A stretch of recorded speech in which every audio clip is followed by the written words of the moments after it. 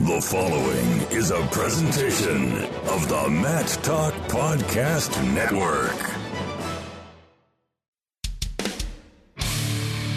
You've always got time for Short Time. Hey, it's Mario Lopez. David Taylor. Brent Metcalf. Johnny Hendricks. Tony Ramos. Bubba J. Mike Golick. Matthew Modine. The one and only Chael Sonnen. And you are listening to the one and only Short Time Wrestling Podcast by the often imitated and never duplicated Jason Bryant.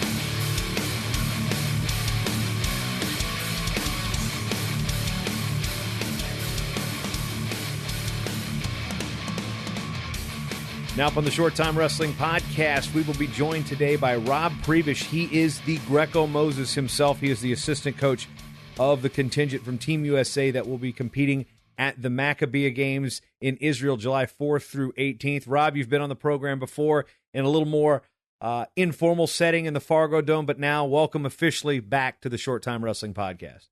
Well, thanks, Jason. It's great to be here tonight. I can actually hear your questions instead of like the dull roar of the Fargo Dome on day 2 of Greco. And just making sure nobody climbs over the railing because it's a personal safety issue.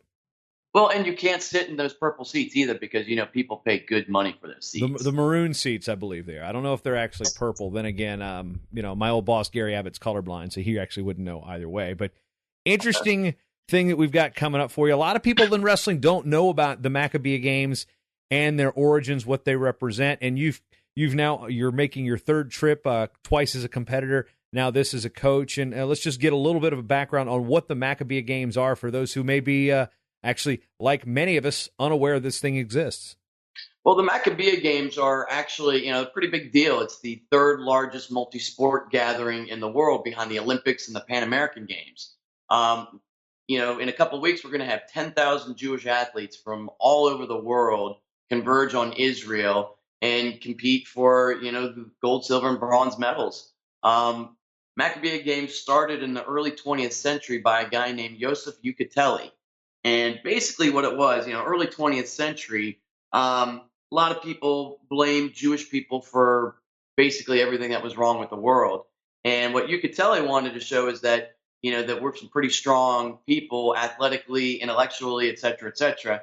So just as a competition from the athletic standpoint, he got a bunch of countries together, and they met in Israel, I think in 1932, and had the first Maccabiah Games. And obviously, during World War II and the Holocaust, we didn't have the Maccabiahs.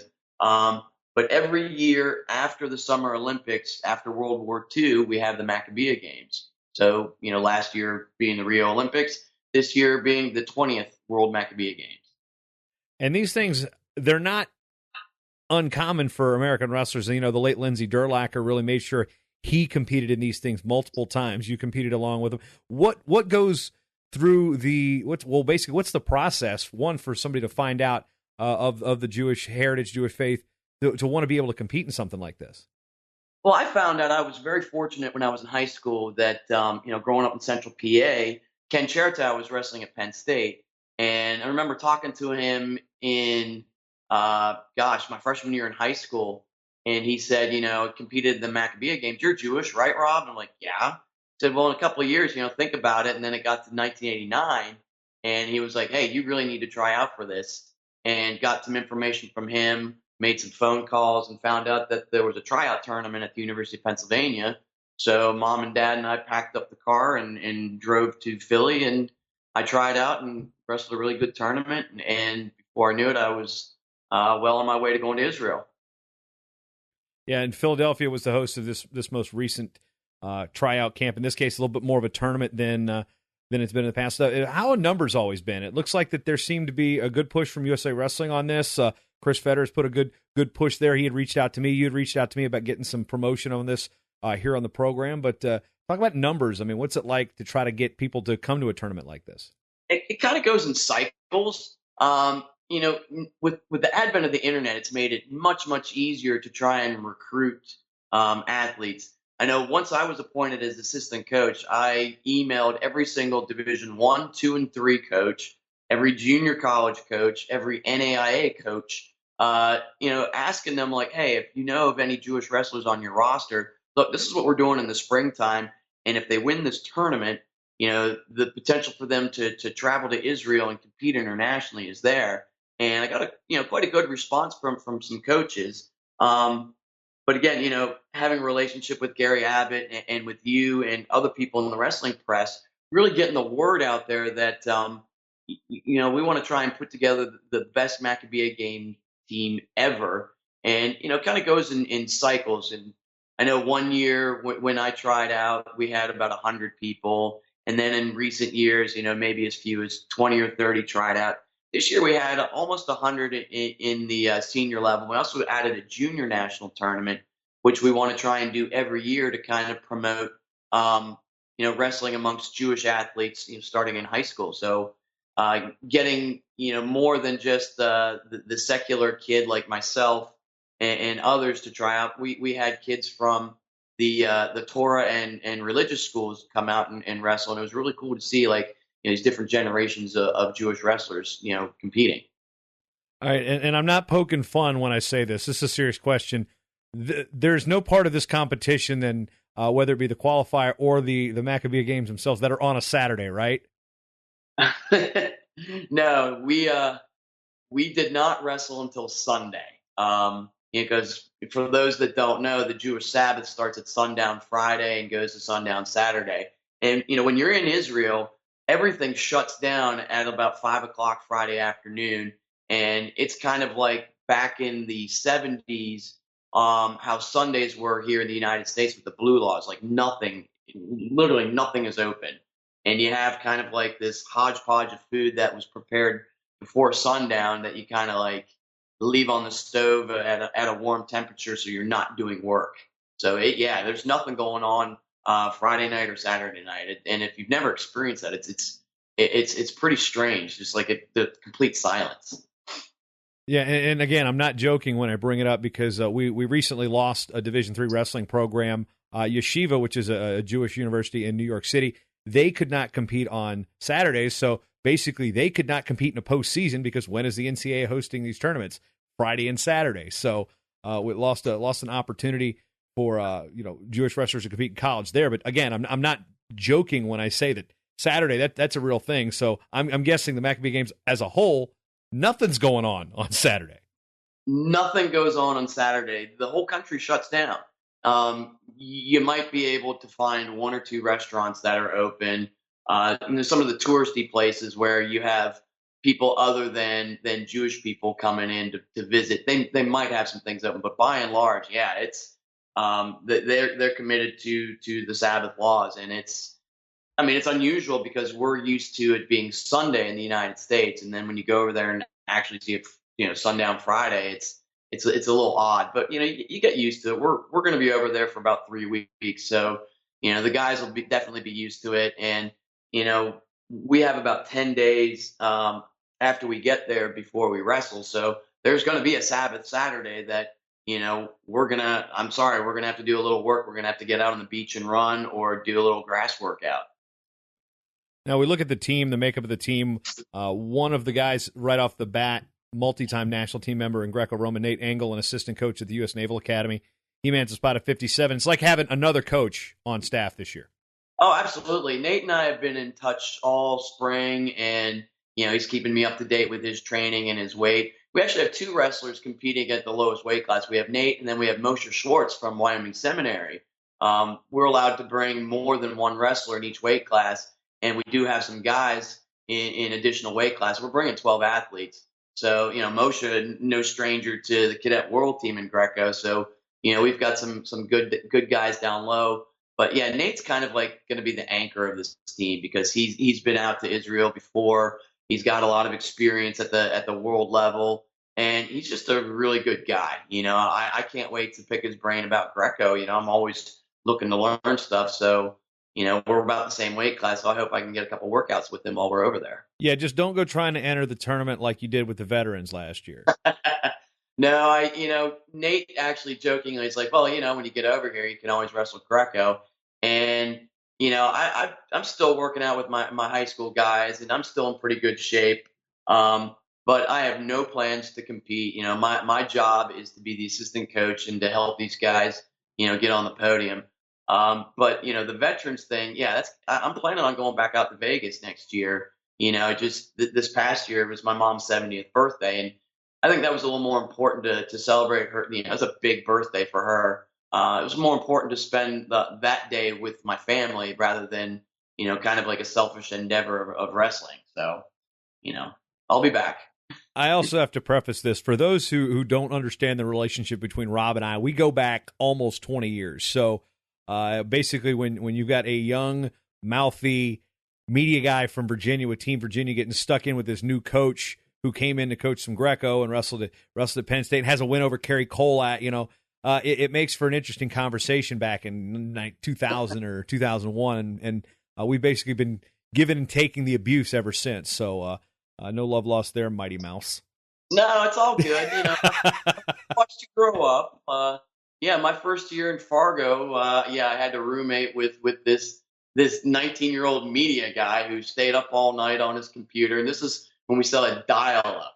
So the connection was really staticky, and but I think that's where we kind of bonded. We just kind of got to know each other, and again, that's like one of the coolest things about the sport, and I tell people that all the time. It's like the relationships that we build. I mean, yeah, it's been almost 20 years that we've known each other, and just all the stuff that you've gone on to do. It's like kind of sit back like a proud papa, like, yeah, that's our boy. That's Virginia Hall of Fame member here.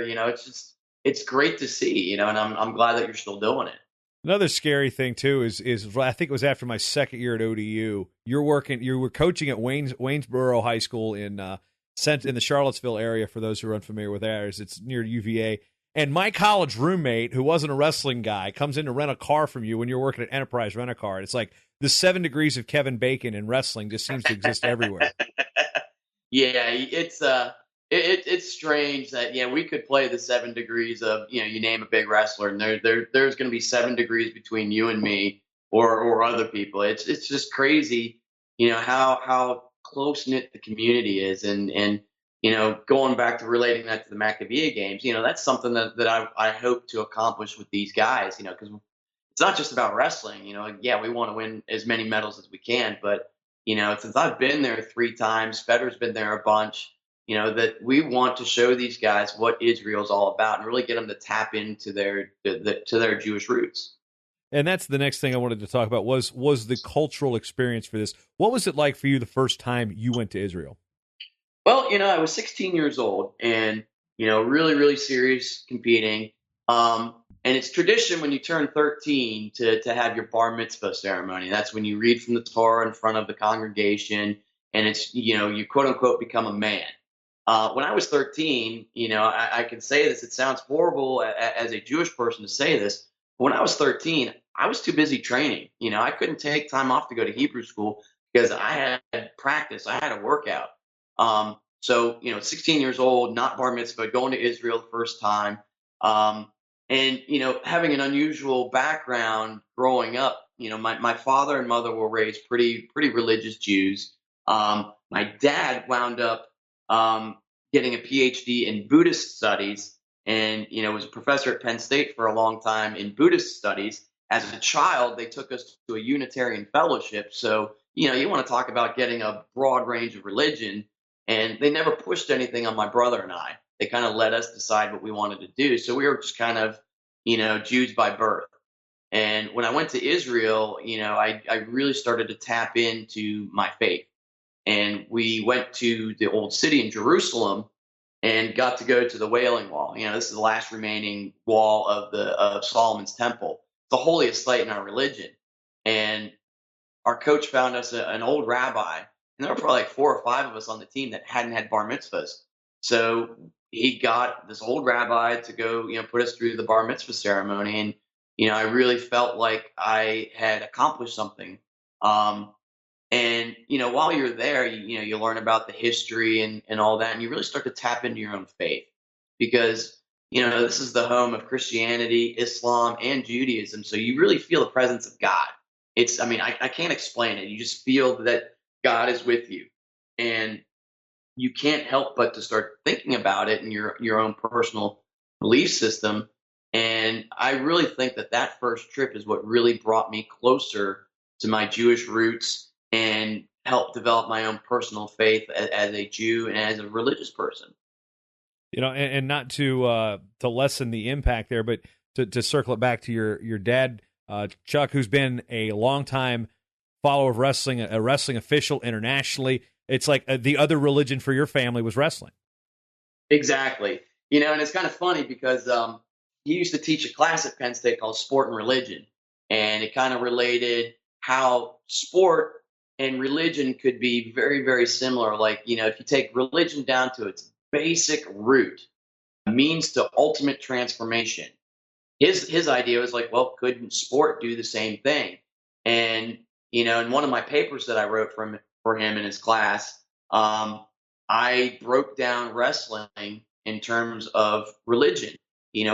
What the faith is, what the big holidays were, who the holy people were, and what the training does, and how that relates back to faith and religion.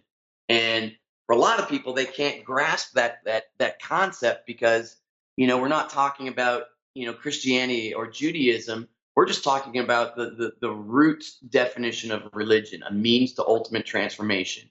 And how does wrestling transform us into a different person? And some people just can't get that because they can't separate the main characters of each religion. And to be able to do that, then you can start grasping that concept. And that's kind of like my own personal faith a little bit, I would say. I think that what was relating it to baseball. Have you ever seen the movie Bull Durham? Who are you talking to, Rob? Of course. Of course. I can quote that thing. I can watch that movie on mute. Well, the one of the very first lines in the movie is Annie Savoy, Susan Sarandon, and the very first line she says, "I worship at the church of baseball." And my father showed us that movie in class, saying, Bull Durham is a religious movie. Vision Quest is a religious movie, and kind of like looking at it like from the religious context, and you're like, wow, my dad isn't so freaking crazy after all. Well, because the roots of the Vision Quest, that's rooted in Native American cultures. Exactly. But everything that Loudon Swain did in preparation for his match with Shoot could be like how one prepares for, I don't know, a confirmation or a bar mitzvah. That sort of training. Kind of getting back to your roots. It all breaks down into similar concepts. Vision Quest has been released now on Blu-ray, right? We can Yes. Yeah. So it's sitting there on my my Blu-ray player now that I have one, because the only reason I had one, I couldn't watch it because it was on VHS, and who has a VHS? But dialing things back to the that's the thing. Rob and I can go off the rails on so many different things over our years, but we're circling back to the Maccabiah games.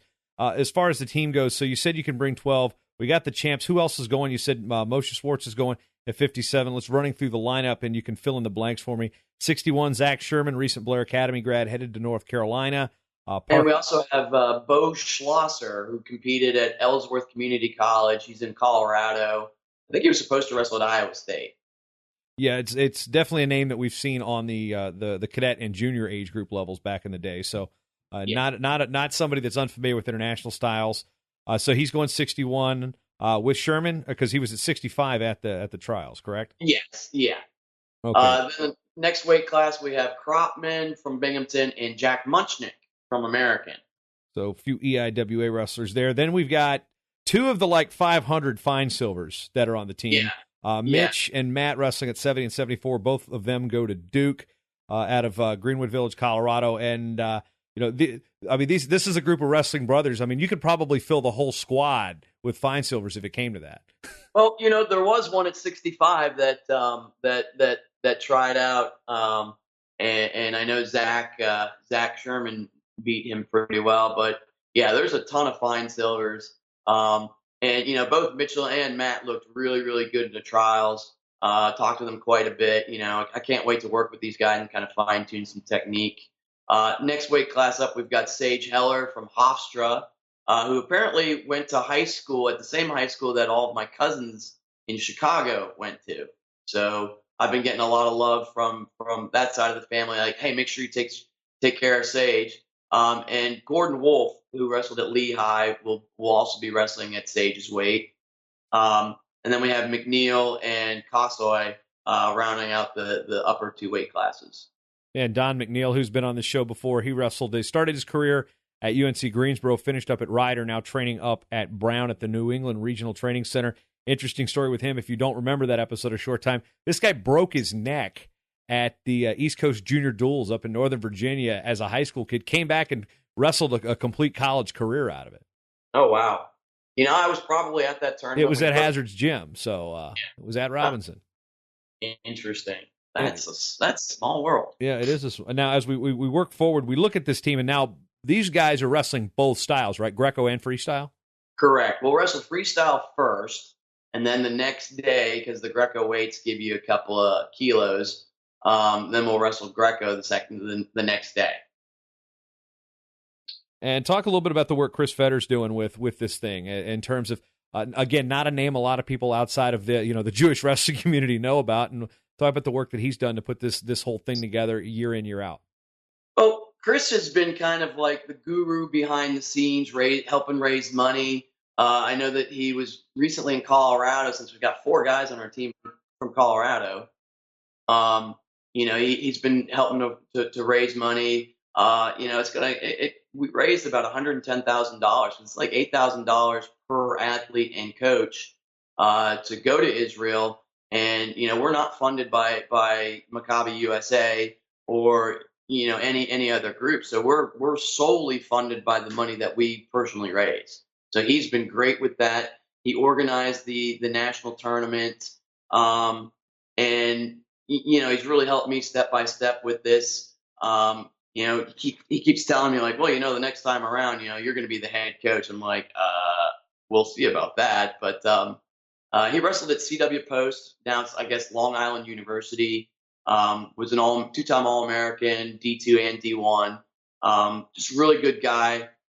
Coaches out in California, and he's just been, really, really good about, making sure that all the kids get their money raised, keeping us all on track. So he's been doing a great job. What's one thing that the wrestling community might be taken back by or positively surprised about the quality competition at this event? Well, it's going to be interesting because it's kind of hit or miss. I know in Greco, the Russian guys that are there will be good, and the Israelis, who were probably former Russians, will be there. Just like in a normal Greco tournament, that your Eastern European teams are going to be, good, solid position. You might have 1 or 2 guys that from other countries that could compete at the world level, but by and large, it's decent wrestlers. But I know that our guys will be able to compete and beat these guys. Freestyle, we tend to do really, really well because that's our natural style. So, we're going to have to focus on Greco, keeping in good position, finding good ways to score, and obviously having good parterre defense. But, we'll see when we get there. It's not a real big tournament. We might have maybe 5 or 6 guys in a weight class. We get it done, freestyle will be done in one day and Greco will be done in one day. So it's not a huge event.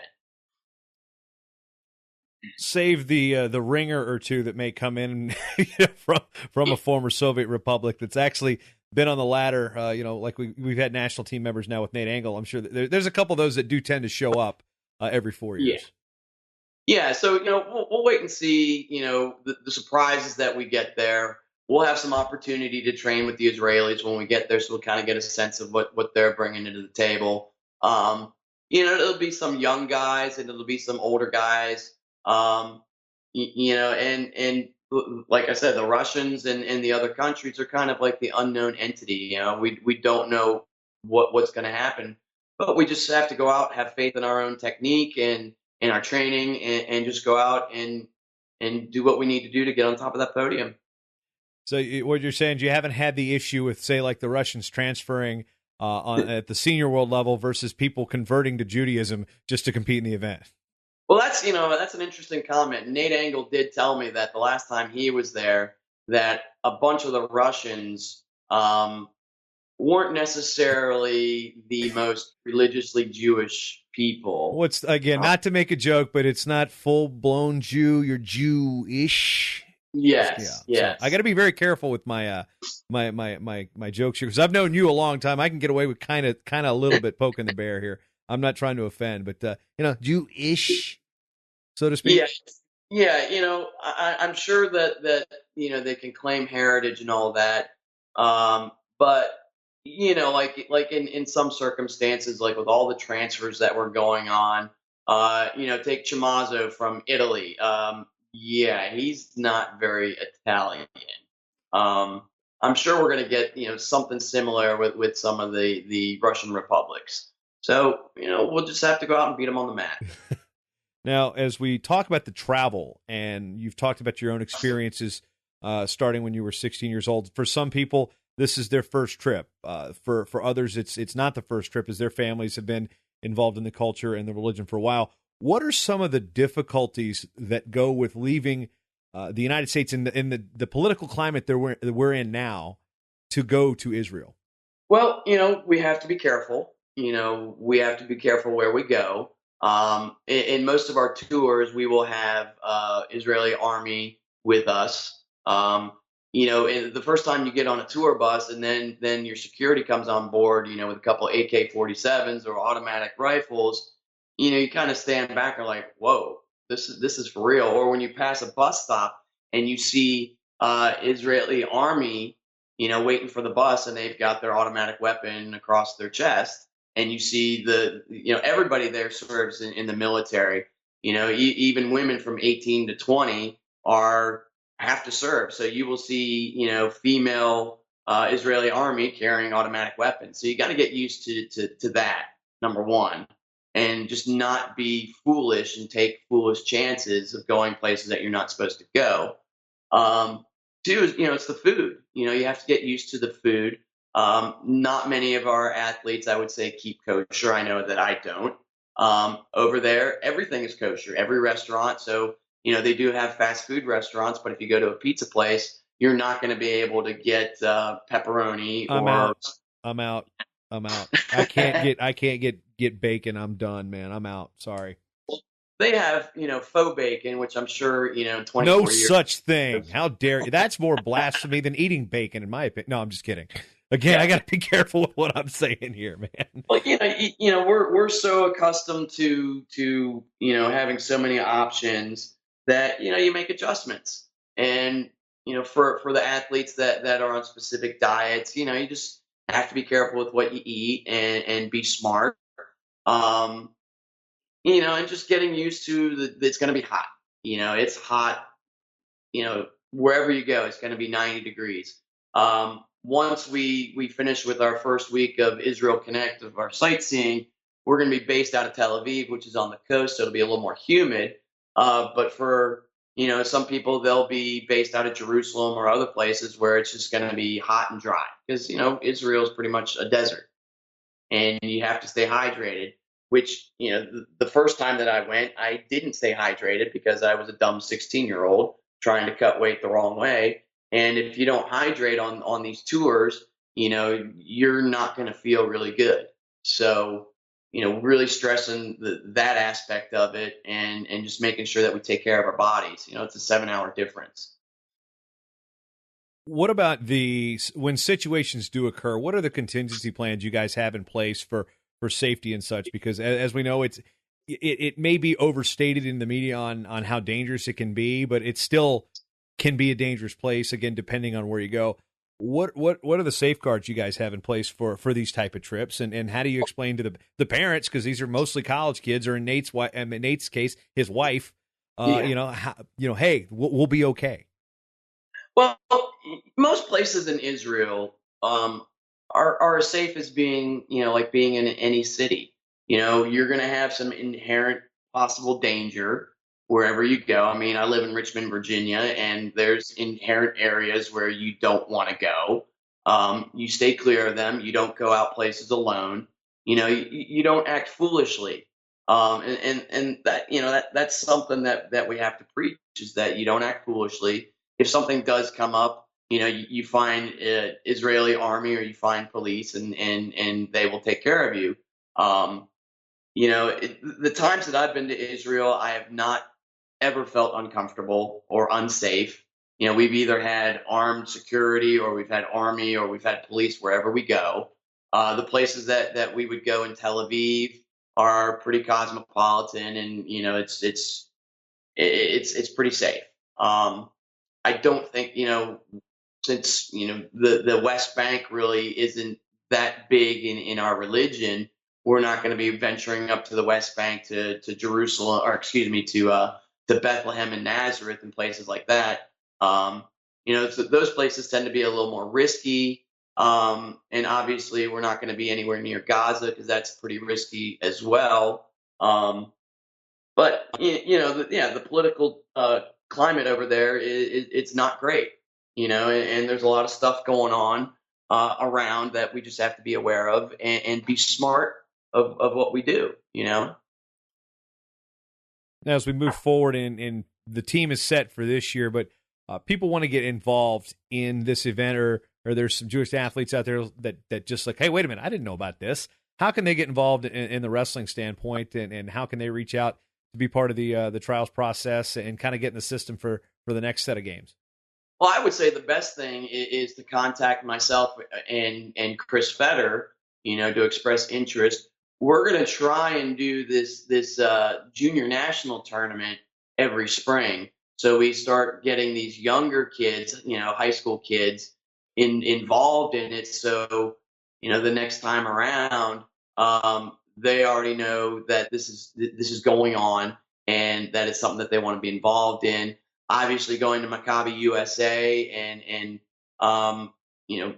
marking their website as a bookmark and checking on that so you can enter the tournament and sign up to be a member of the team well in advance, and just communicating with other people. If you know somebody that's competing or has competed, pick their brain, talk to them, email them.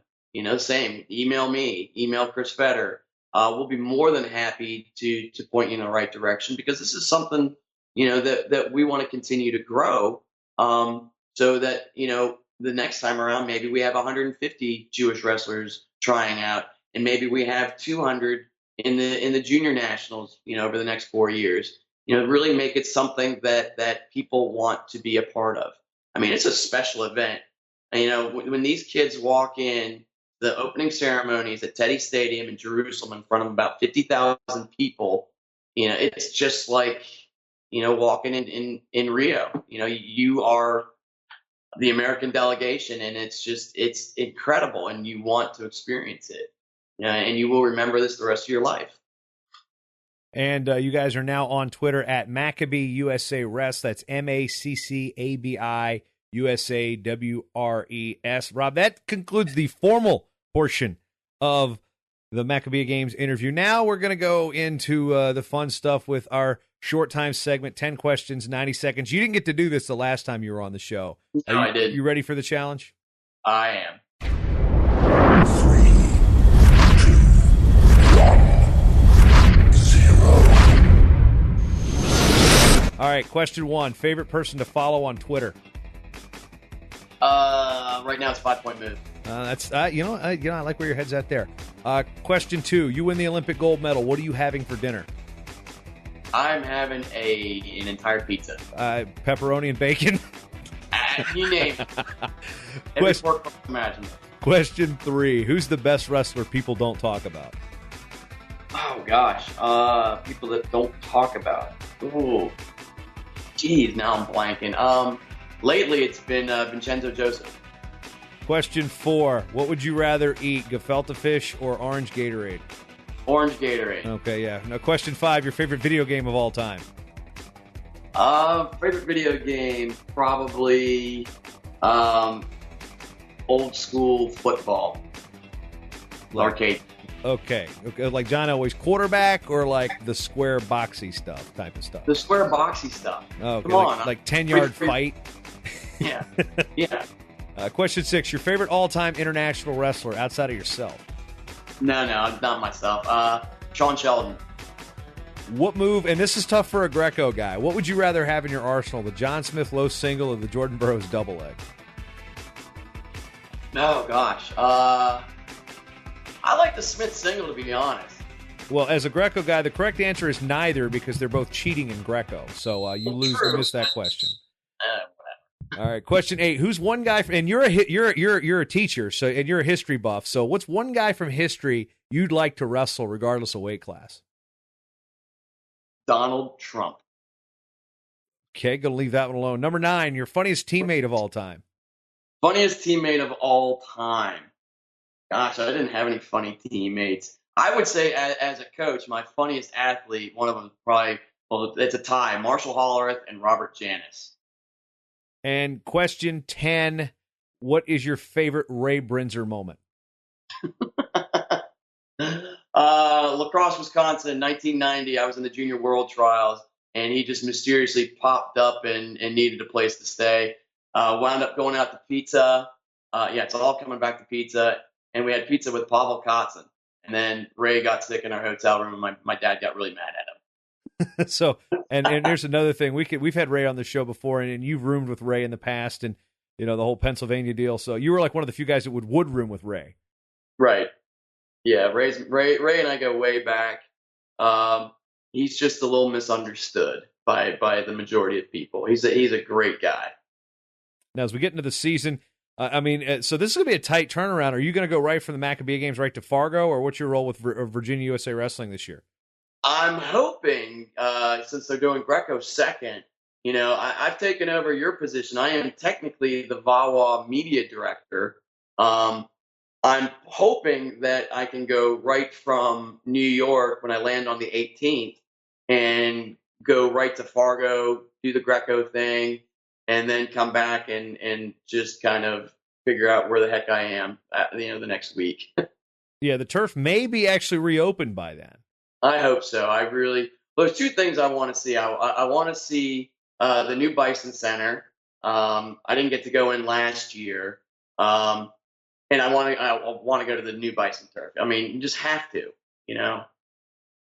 Many relationship has been formed over really, really cheap beer and tall mugs at the turf. Now, as we get into it, I actually want to dig into you a little bit because we actually haven't had the full Rob Prebish experience here on Short Time. Just again, the brief interview last year in Fargo and now this. But you're coaching at St. Christopher School, which for those who know, pretty good program out of Richmond, Virginia, private school with the 9 billion classes that we have in the state of Virginia. You've been a part of the VAWA staff for 15, almost 20 years at this point. From Pennsylvania, wrestled Penn State, Millersville, and again, you have a win over Kerry Colat in your career.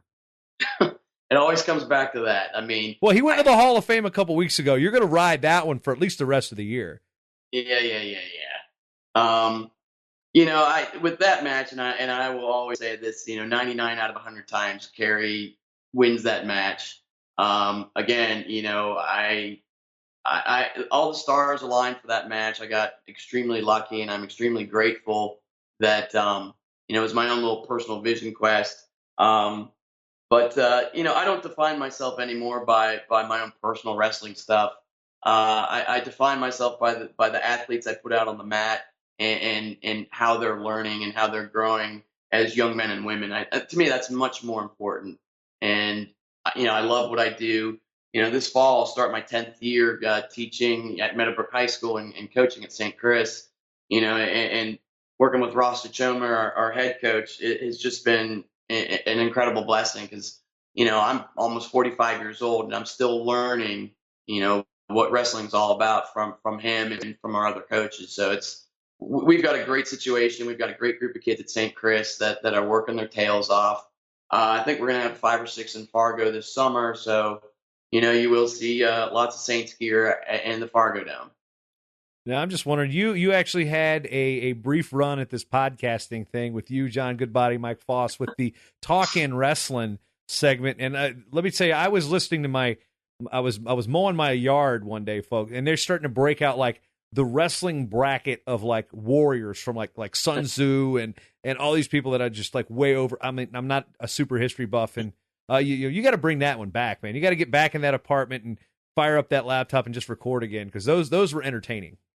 Well, we've talked about it. It's just, schedules are just so crazy. Like, honestly, we do a lot of traveling, and New Kent's really stepped up their schedule. And give them a couple more years, you're going to see them contending for the 3A title. To be perfectly honest, the last thing I want to do on a Sunday in January after driving, not riding the bus, driving the bus, 4 or 5 hours. I've seen it. I've seen you drive the bus. Yes, with my, sitting on the phone book and everything. The last thing I want to do on like the only day off that I have during the week is to sit in front of a computer and talk about wrestling again. We want to do it, but it's like the logistics of it all are just like, we'll put it off another week, and then season's over. Well, why don't we talk about the postseason? I don't have time, and we're just crazy busy. I think Good Body will try to get us to start it up again. I know we have kind of a cult following here in Virginia. Yeah, one thing, since you coach in the private schools, we can always have the topic on why the VHSL sucks, but that would be that'd be somewhat repetitive. And I do have one final question. It's not quite the short time segment, but who has the better hairstyle, Nate Engel or Mike Foss? Well, it's pretty much the same. I mean, I would say Engel's got the beard going, so he's got the kind of the warrior look going about him. Foss, he's the gentleman. He will tip his hat. He will tip his hat to say hello, and he's the most polite person that I've ever been around. And I think that goes back to his Church of the Brethren roots in Lancaster County, Pennsylvania. Where they're a couple steps above the horse and buggy, but he's just extremely polite. And I mean, he's a great guy, and probably my closest friend here in Richmond. Yeah, and I can't go a whole show without and mention New Kent and not mention my alma mater, because who we're talking about, Mike Foss, the head coach at New Kent High School, is in the same district as my alma mater of Pocosin. So Mike not only has to deal with you guys, but he also has to contend with coaching against Eric Decker, who coaches at my alma mater. So sometimes you might need to step outside and like scream for a second, then come back in and be that nice guy when you go toe to toe with Decker in some situations. It's quite comical. I don't think I've ever really seen Foss get too heated. Maybe close, where he's raised his voice a little bit and the ears got kind of red. But I have not seen him like pick up a chair and throw it like other coaches. He is very, very professional and very professional, minus wearing, shirt and tie and flip flops on the mat. But I guess that's their thing.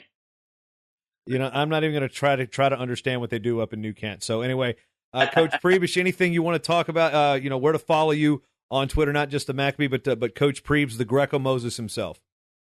Well, I'm on Twitter at Coach Prebes, CoachPrebes.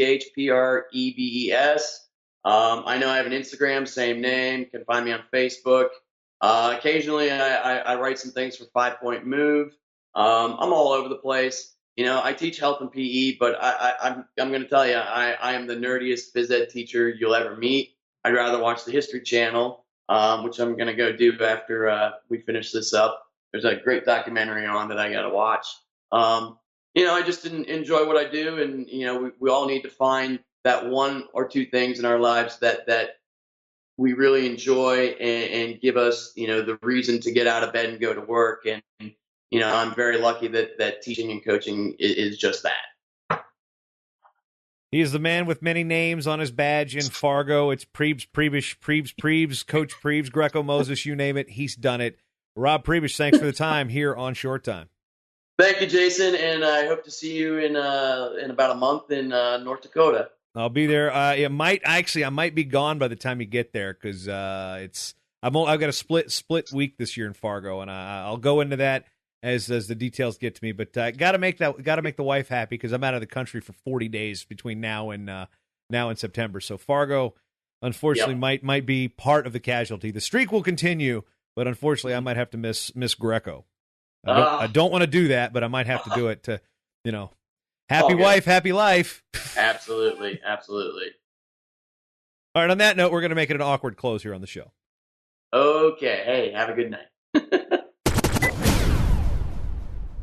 You are listening to the Short Time Wrestling Podcast with my daddy, Jason Bryant.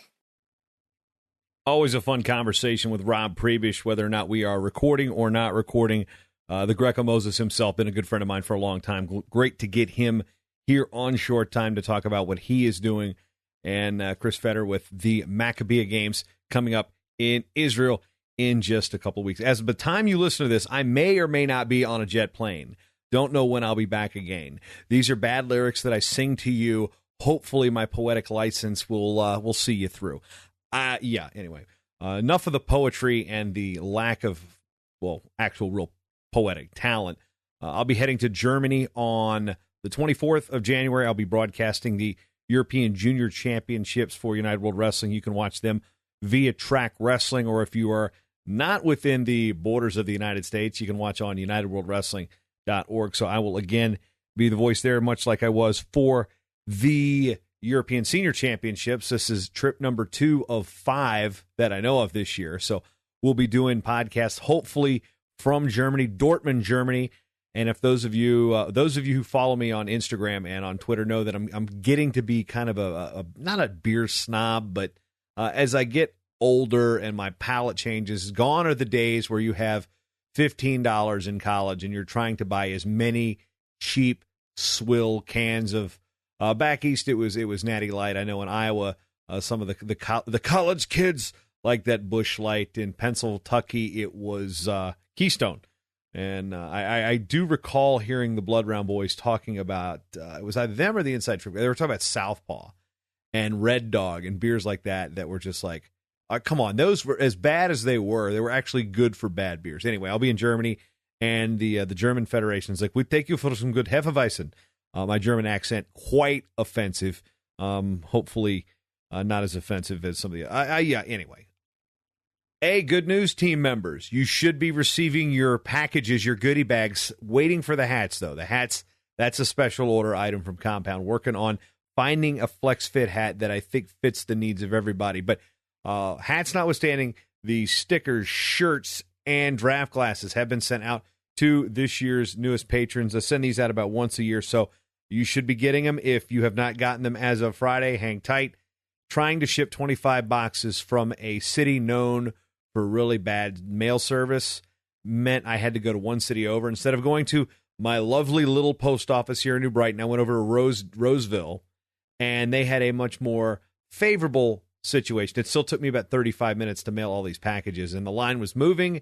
Then I showed up with a bin. Anyway, the swag bags of Matt Talk Online gear, which is T-shirts, it's draft glasses. It will be hats when we get those out there. Also, those of you have always received the digital preview guides. Those of you joining the team after the NCAA championships, you'll get next year's, and the Fargo guide as it gets updated. And Fargo, we're gonna have some more stuff added to the guide. I'm gonna try to throw in the junior and cadet dual results all time. I'm actually digging through those right now. Did you know the junior duels started in 1991?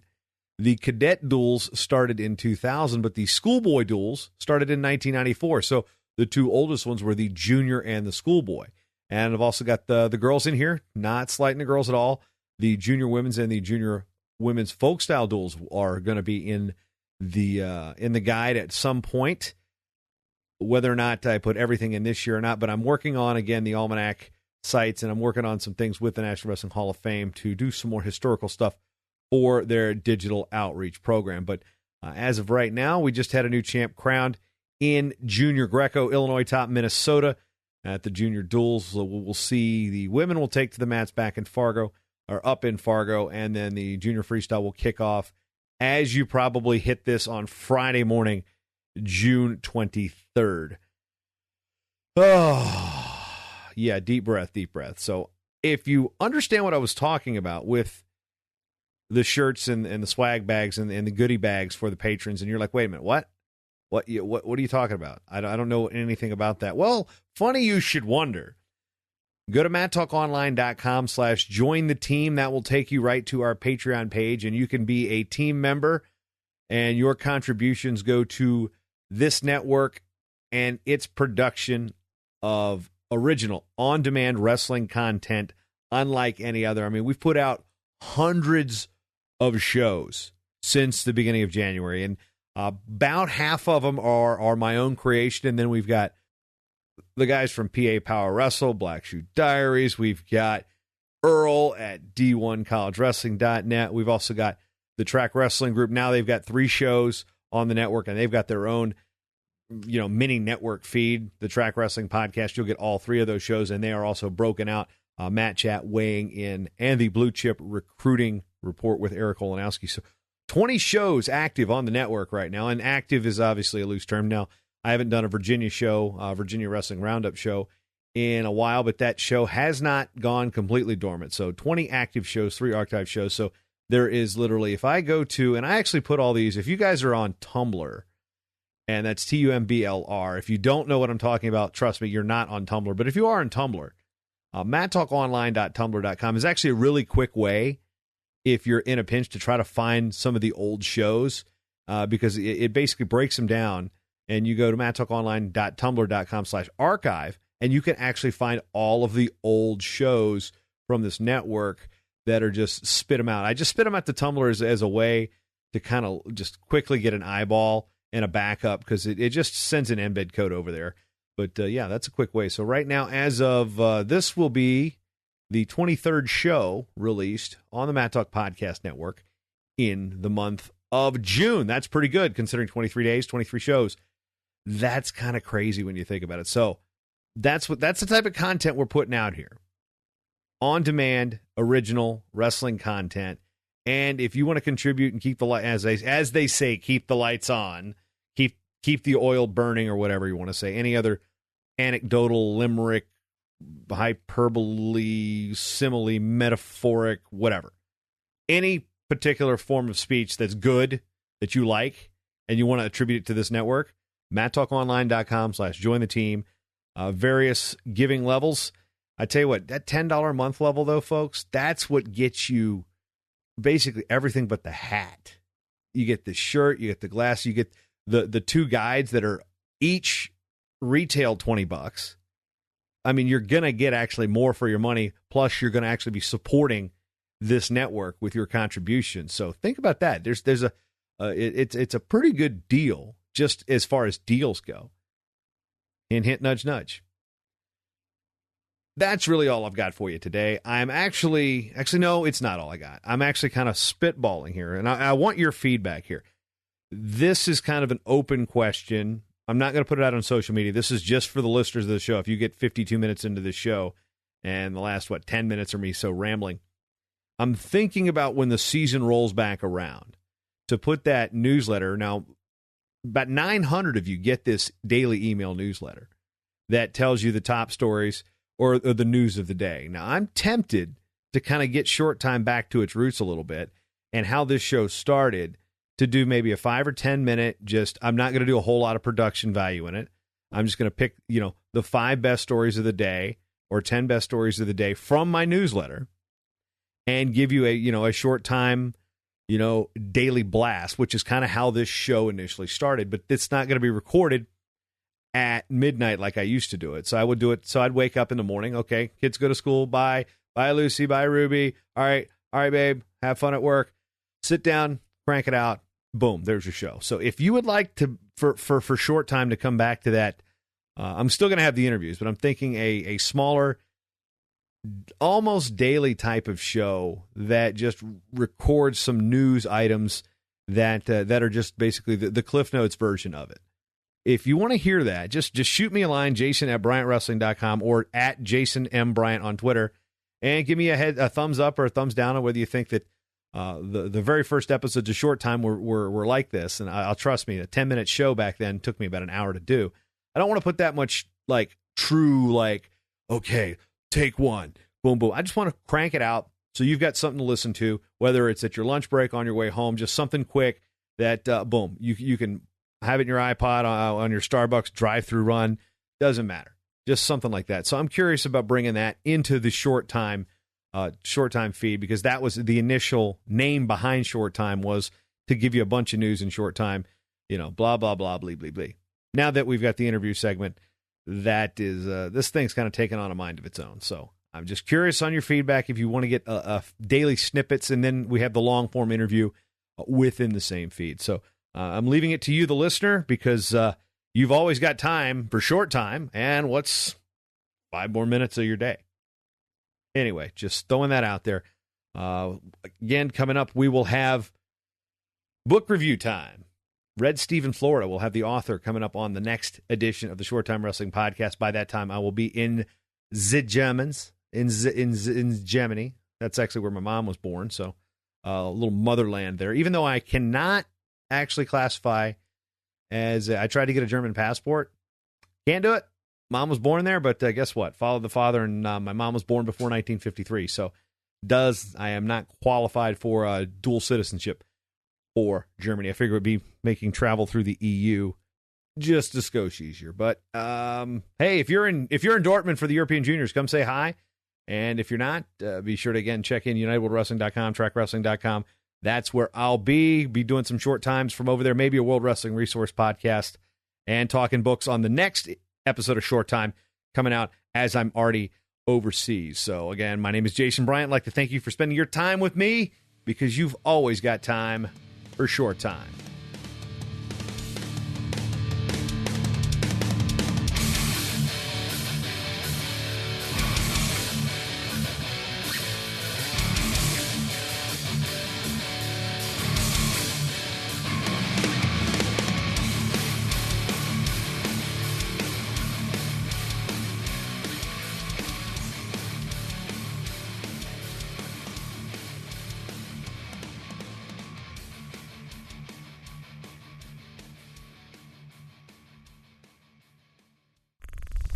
Show is part of the Matt Talk Podcast Network. For more wrestling podcasts, head over to MattTalkOnline.com.